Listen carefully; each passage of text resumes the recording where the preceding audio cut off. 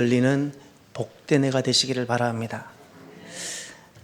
우리는 이 땅에서 살아갑니다. 그런데 왜 하늘을 언급해야 할까요? 땅에서 열심히 그리고 성실히 사는 것으로는 충분하지 않을까요? 땅의 삶은 과연 하늘의 도움이 필요할까요? 하늘의 도움을 포함해서 누군가의 도움을 기대한다는 것은 그만큼 혹시 나약하다는 증거는 아닐까? 그래서 나는 내 손의 힘으로 이 땅에서 이 삶을 살아가리라 다짐해 보는 사람들도 있습니다. 1998년 국내 최초로 강박증 클리닉을 개설한 서울대 권준수 교수라는 분이 계십니다. 그분이 강박증의 전문가로서 강박장애에 대해서 이렇게 정리를 했습니다. 의지와 관계없이 나타나는 것이고, 그래서 강박장애는 뇌의 딸꾹질이다, 이렇게 불렀습니다. 특정 생각과 특정 행동이 자신도 모르게 활성화가 되고 참기가 어려워 어느 순간 딸꾹질처럼 확 터져 나온다는 것입니다.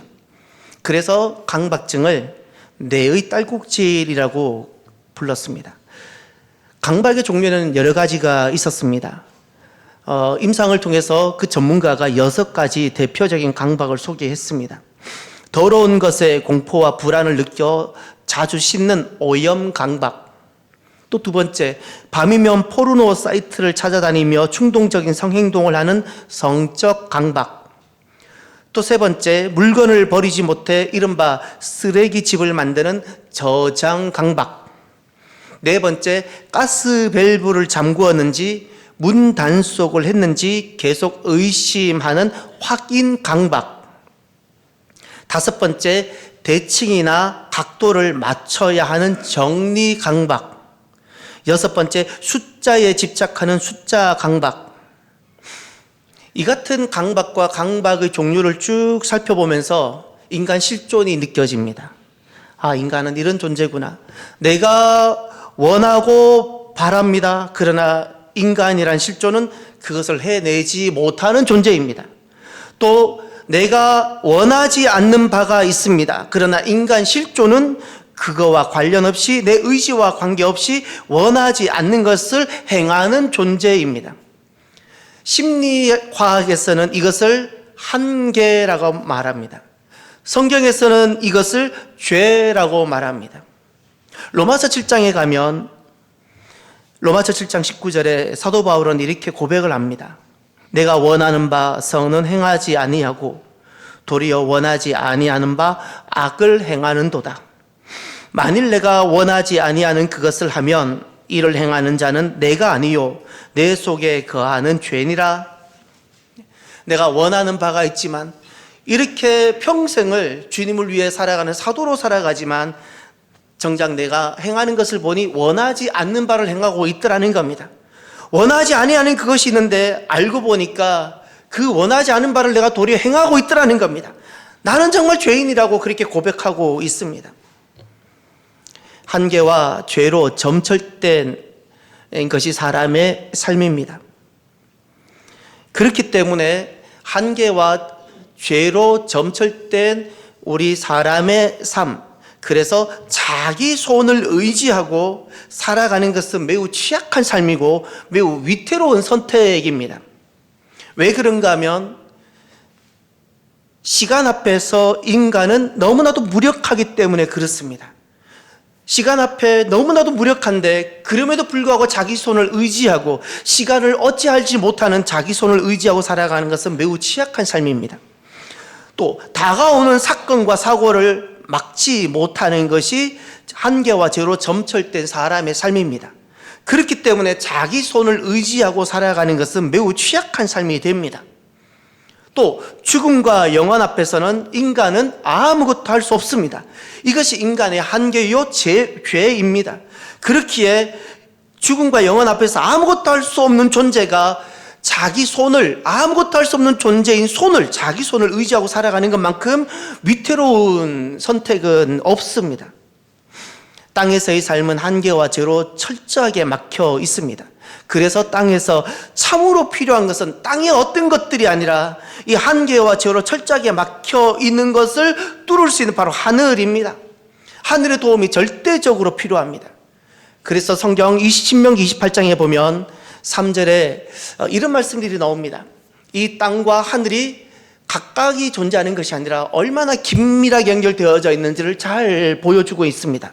신명기 28장 3절에 보면 성읍에서도 복을 받고 들에서도 복을 받을 것이며 내 몸의 자녀와 내 토지의 소산과 내 짐승의 새끼와 소와 양의 새끼가 복을 받을 것이며 내 광주리와 떡 반죽 그릇이 복을 받을 것이며 내가 들어와도 복을 받고 나가도 복을 받을 것이니라.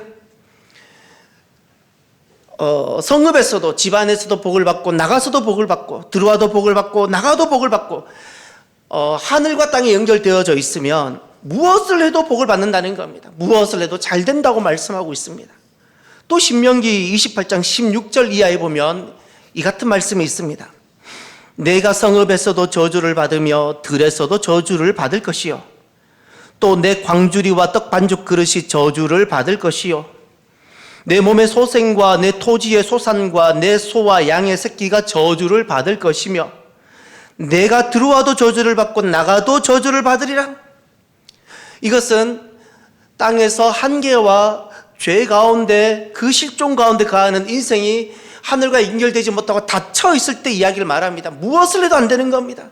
집안에서도 안 되고 나가서도 안 되고 들어와도 안 되고 나가도 안 되고 무엇을 해도 안 되는 것을 말씀하고 있는 하나님 말씀입니다. 하나님은 이 땅의 삶에 적극적으로 개입하십니다. 그렇게 우리가 하늘이 열리면 무엇을 해도 잘 됩니다.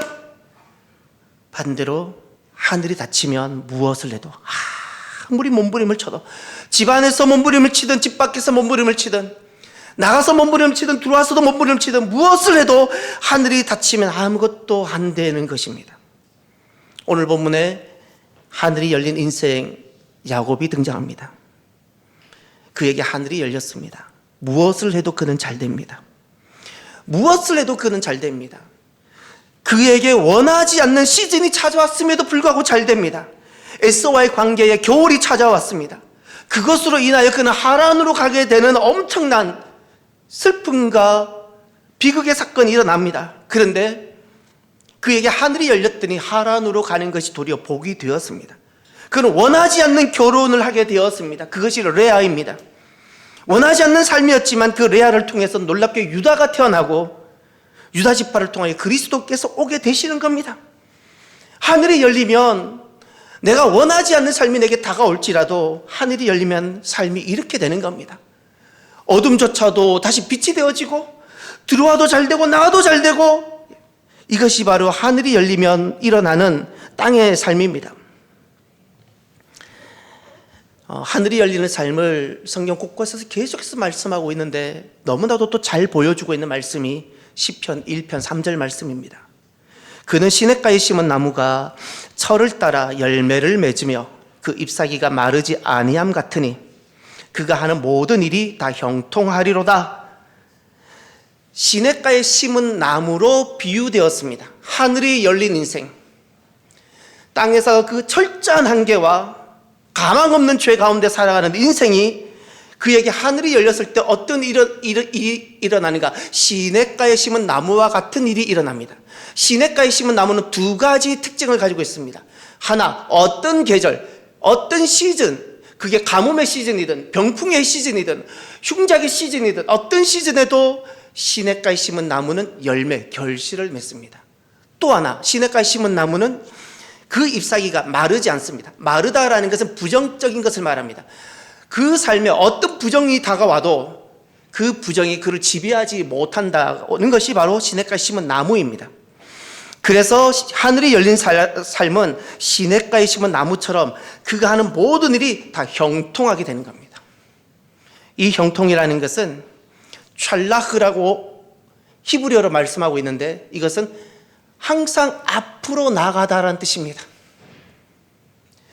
겨울이 임에도 불구하고 앞으로 나아가고 기근이 들었음에도 불구하고 그 기근 때문에 내가 주저앉지 아니하고 또 앞으로 나아가고 또 소망이 보이고 빛이 보이고 내 몸에 질병이 생겼음에도 불구하고 그것이 나를 좌절시키지 못하고 나는 여전히 또 앞으로 나아가고 더 나아가고 오히려 이 질병이 또 복이 되어지고 이 어떤 상황이 어둠의 상황이 더욱더 놀라운 하나님의 역사가 되어지고 앞으로 나아가는 겁니다. 앞으로 나아가는 겁니다. 하늘이 열리게 되면 그 삶을 형통이라고 말씀합니다. 삶이 형통하게 되고 삶이 긍정이 됩니다.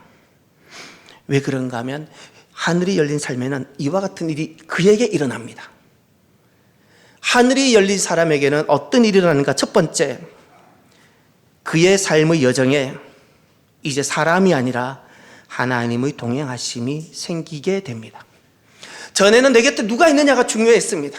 얼마나 권세 있고 실력 있는 사람이 내 곁에 있고 내가 얼마나 뛰어난가가 중요했는데 내게 하늘이 열리기 시작하면 나의 삶의 여정에 하나님이 나와 함께 하시고 그분이 나와 동행하신다는 것 때문에 모든 것이 가능해지고 아무것도 두려워지지 않는 겁니다. 할렐루야.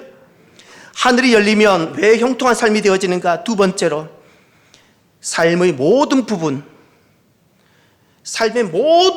그게 긍정이든 부정이든 내게 다가오는 모든 부분이 우연이거나 내가 잘못된 결정이거나 내가 잘한 선택이 아니라 하나님의 부르심으로 보이기 시작합니다. 하나님의 부르심이에요. 전에는 내가 지혜롭고 뛰어났기 때문에 내가 잘 되었고, 전에는 내가 어리석은 결정을 했기 때문에 이런 화가 그것이 아니라 하늘이 열리기 시작하면 하나님이 보이면서 하나님의 부르심이 보이기 시작합니다. 전에는 에서의 어둠만 보였는데 야곱에게는 그에게 하늘이 열렸더니 하란이 에서 때문에, 형의 어두움 때문에 내가 가야 되는 비극적인 장소가 아니라 그곳이 하나님이 나를 부르시는, 나를 만들어 가시는, 이렇게 자기 열망에 가득 차 있는 야곱이라는 인생을 빚어가시는 하나님의 손길이 있는 장소라는 것을 새롭게 보게 되는 겁니다. 이게 하늘이 열리면 이렇게 됩니다. 또 세 번째로, 하늘이 열리면 어떤 형통의 삶, 왜 형통의 삶이 되는가? 삶을 나 중심하지 않고 하나님 중심으로 삶을 경영하게 됩니다. 이제는 삶을 나 중심으로 보거나 해석하거나 나 중심으로 살지 않기 때문에 내게는 다양한 상황이 일어나도 내 삶은 하나님께 가 있기 때문에 내게 일어난 어떤 것에서도 내가 자유하고 영향을 받지 않습니다. 암이라는 상황이 찾아올 수 있고 기근이라는 상황이 찾아올 수 있는데, 그럼에도 불구하고 나는 모든 것을 내놓고 떠나가야 되는 상황도 있을 수 있는데 나는 오늘 또 주님을 중심으로 걸어가는 겁니다. 그러면서 놀라운 하나님의 역사가 그에게 펼쳐지게 됩니다. 오늘 본문의 야곱은 무엇을 해도 잘 되는 삶으로 등장합니다. 무엇을 해도 참 잘 됩니다. 그에게 하늘이 열렸습니다. 그랬더니 모든 일이 형통하고 들어와도 잘 되고 나가도 잘 되고 어둠이 빛이 되어지고 부정이 긍정으로 바뀌고 놀라운 역사가 일어납니다. 이제 오늘 우리가 야곱을 좀 주목해 보시길 바랍니다. 하나님은 야곱을 우리에게 자꾸 보여주고 계십니다. 오늘 말씀을 좀 더 보기 위하여 여러분 지난주 보았던 말씀 28장 12절을 주목해 주십시오. 꿈에 본즉 사닥다리가 땅 위에 서 있는데 그 꼭대기가 하늘에 닿았고 또 본즉 하나님의 사자들이 그 위에서 오르락 내리락 하고, 야곱의 사닥다리가 있습니다. 꿈에 본 사닥다리입니다. 그 사닥다리에 대해서 세 가지를 설명하고 있습니다. 땅 위에 서 있었던 사닥다리였습니다. 땅 위에 서 있었는데 두 번째로 그 사닥다리가 하늘에 닿았다고 설명합니다. 땅 위에 서 있었던 사다리였습니다. 그런데 하늘에 닿았습니다. 그리고 세 번째, 그 결과 하늘이 열렸고 하나님의 사자들이 오르락 내리락 했다 말씀합니다. 꿈에 본 사닥다리는 무엇을 뜻할까요? 돌베개에 자고 있던 야곱에게 하나님께서 꿈으로 보여주었습니다. 사닥다리를 보여주었습니다. 그 사닥다리는 무엇을 뜻할까요? 땅 위에 서 있는 인생 야곱 자신이었습니다. 땅 위에 서 있는 인생 야곱이 하늘에 닿았다는 겁니다. 하나님의 역사가 그에게 쏟아지기 시작했다는 겁니다. 바로 그 사닥다리는 야곱의 사닥다리였습니다. 여러분, 야곱은 왜 하란을 가려고 했을까요? 야곱은 왜 하란을 가려고 했을까? 야곱이 하란을 가려고 했던 이유는 선명한 이유가 있습니다. 창세기 27장 42절을 보시길 바랍니다. 맏아들 에서의 이 말이 리브가에게 들림에 이에 사람을 보내어 작은 아들 야곱을 불러 그에게 이르되 내 형 에서가 너를 죽여 그 한을 풀려 하니 내 아들아 내 말을 따라 일어나 하란으로 가서 내 오라버니 라반에게 피신하여 내 형의 노후가 풀리기까지 몇 날 동안 그와 함께 거주하라. 야곱에게 하란이 불쑥 들어온 이유는 에서의 분노 때문입니다. 어두움 때문입니다. 지금 야곱이라는 한 인생 가운데는 인생의 어두움과 부정이 짙게 드리우기 시작했습니다. 그래서 그는 그 부정과 어두움 때문에 그가 살기 위하여 생존을 선택한 길이 바로 하란이었습니다. 그런데 이렇게 생존을 위한 도피처인 하란이 어떻게 시냇가 심은 나무처럼 변하고 도리어 이 하란이 복이 되었을까요? 이 부정의 사닥다리가 어떻게 긍정이 되었으며 하란이 도리어 하늘이 열림으로 복이 될 수 있었을까요? 이제 오늘 말씀을 주목하시길 바랍니다. 오늘 정말 우리는 하나님께서 우리에게 너무나도 놀라운 말씀을 하고 계시는 부분이 있습니다. 5절입니다. 오늘 본문으로 돌아가십시오. 이에 이삭이 야곱을 보내매 그가 봤던 아람으로 가서 아멘. 이 부분입니다. 다시 제가 천천히 읽겠습니다. 이에라는 것이 앞에 있는 모든 말씀을 받는 겁니다.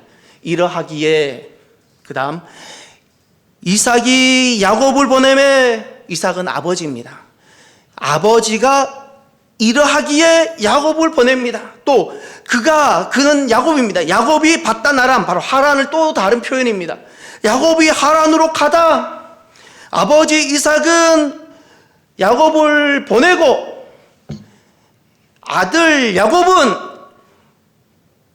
하란으로 가고 아버지 이삭은 축복하며 보냅니다. 1절에 보면 이삭이 야곱을 불러 그에게 축복하고 그러죠. 하란의 그 땅이 슬픔과 어둠, 도피처, 생존을 위한 비참한 땅이 아니라 그 땅이 복의 땅으로 축복하며 보냅니다. 아버지는 야곱을 축복하며 보내고 야곱은 순종하며 나아갑니다. 아무것도 눈에 보이지 않고 손에 잡히지 않지만 그는 순종하며 나아갑니다. 도대체 이해라는 그 부사 도대체 앞에 무엇이 있었기에 이런 엄청난 어둠이 빛으로 변화되어지고 또 그 부정이 긍정으로 바뀌는 역사가 있었을까요? 이제 1절로 올라가셔서 아버지 이삭이 야곱에게 무엇을 이야기하며 하란으로 가게 했는지 그 내용을 한번 보시길 바랍니다. 두 가지가 보여야 됩니다. 첫 번째 1절 하반절 너는 가나안 사람의 딸들 중에서 아내를 맞이하지 말고 일어나 밧단 아람으로 가서 내 외조부 부두엘의 집에 이르러 거기서 내 외삼촌 라반의 딸들 중에서 아내를 맞이하라. 아멘. 첫 번째 만남입니다. 결혼입니다. 배우자입니다. 가정입니다. 이 문제는 단순히 좀 더 좋은 사람을 만나라, 이곳 가나안의 사람들은 별로 좋지 못하니까 좀 더 좋은 사람을 만나라, 이런 문제가 아닙니다. 그것은 여기보다 더 좋은 사람들이 사는 곳이야, 그런 개념이 아닙니다. 왜 이곳이 아니라 저곳일까? 그 저곳이란 개념은 그곳이 더 좋고 그곳에 가면 더 좋은 귀한 사람들이 살기 때문이라는 개념이 아니라 영원한 것을 위한 선택입니다. 이곳이 아니라 이곳이, 이 가나안이라는 것은 세상을 뜻하는 것이고 하란, 바로 그곳이라는 것은 영원한 것을 뜻하는 겁니다. 영원한 것을 위한 삶. 이곳의 삶이 아니라 이곳에서도 너무 아름답고 귀한 사람이 있지만 그것이 아니라 너의 행복을 위해서 이런 삶이 아니라 하나님이 약속하신 그 삶을 생각하며 너는 그곳으로 가라는 겁니다. 그곳에서 이곳 사람보다 더 못한 사람을 만날지라도 너는 영원한 것을 생각하며 그 영원한 것을 바라보며 너는 그곳에서 만날 사람을 만나고 그곳에서 결혼하며 그곳에서 가정을 이루라는 겁니다. 이곳에서 좀 더 잘 살고 부유하고 행복하고 이것이 아니라 영원한 것을 위하여 너의 삶을 나아가라는 겁니다. 또 하나, 아버지 이삭은 무엇을 축복하며 보냈을까요? 영원한 것을 두고 축복하며 보냈습니다. 또 하나 3절을 보십시오. 전능하신 하나님이 내게 복을 주시어 내가 생육하고 번성하게 하여 내게 여러 족속을 이루게 하시고 아브라함에게 허락하신 복을 내게 주시되 너와 함께 내 자손에게도 주사. 하나님이 아브라함에게 주신 땅 곧 내가 거류하는 땅을 내가 차지하게 하시기를 원하노라. 아멘. 복이라는 단어가 보입니까? 하나님이 주시는 복이고 아브라함에게 허락하신 복, 그것을 너에게 주기를 바란다는 마음으로 축복했습니다. 복을 축복합니다. 하나님의 복을 축복했습니다.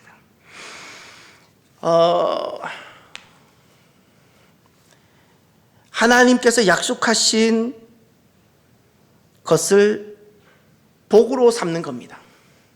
가나안에도 분명히 복이 있는데 그 가나안에 있는 것을 복으로 삼지 아니하고 하나님께서 아브라함에게 약속하신 것을 복으로 삼고 그 영원한 것을 사모하며 가는 여정이 하란이었습니다.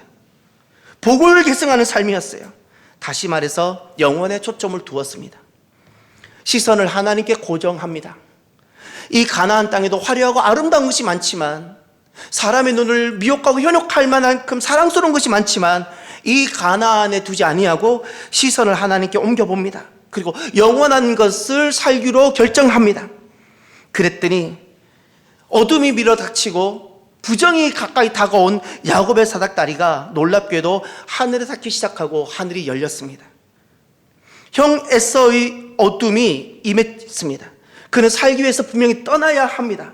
그런데 그는 그때 시선을 하나님께 고정을 합니다. 내 인생의 삶에는 상황은 이렇습니다. 형으로 인한 부정과 겨울이 생겼습니다. 그런데도 그는 영원한 것을 위한 삶을 살기로 결정을 합니다. 그랬더니 야곱의 사닥다리가 하늘에 닿았고 하늘이 열렸습니다. 무엇을 해도 잘 되는 것으로 바뀌기 시작합니다. 형으로 인하여 겉모양은 도피처처럼 가는 하란이지만 그 하란이 잘 되게 해주셨습니다. 도망가는 삶이 잘 되었습니다.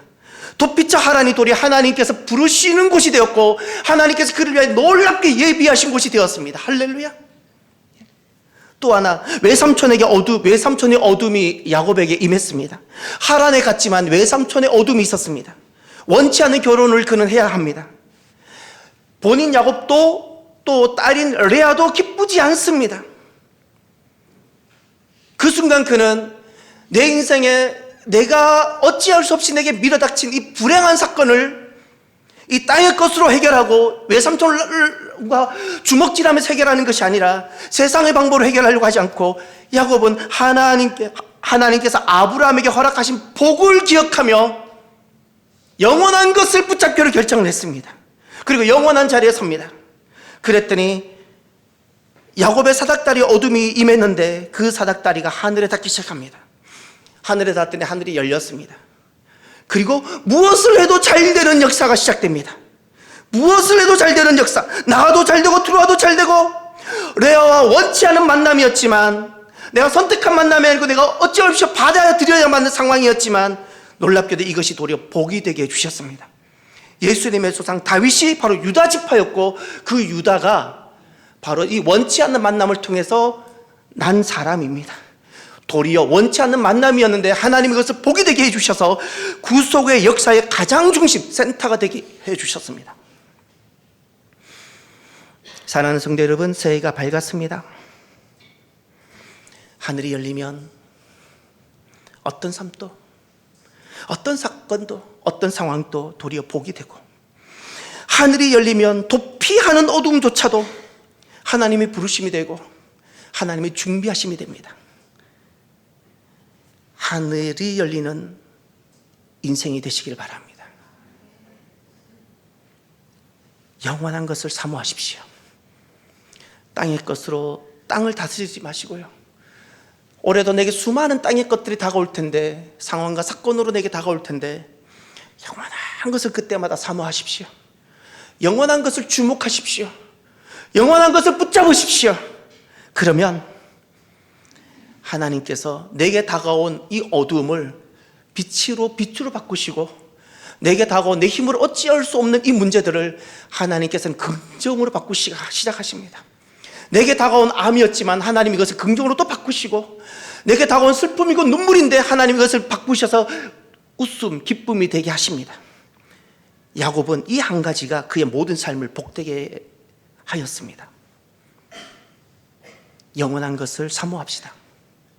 영원한 것을 사모하기에 내가 어떤 금년의 계획을 시도하고, 영원한 것을 사모하기에 내가 이 땅에서 어떤 만남을 가져보고, 내가 영원한 것을 사모하기에 이 땅 어떤 것들을 다뤄보는 올 한 해는 영원한 것을 사모하고 영원한 것을 주목하는 한 해가 되기를 주의 이름으로 축원합니다. 그러면 우리의 삶이 하나님의 역사가 되고 하나님의 기적이 되고 하나님의 복으로 한 해 동안 가득하게 될 줄 믿습니다. 말씀을 마무리하면서 하나님께서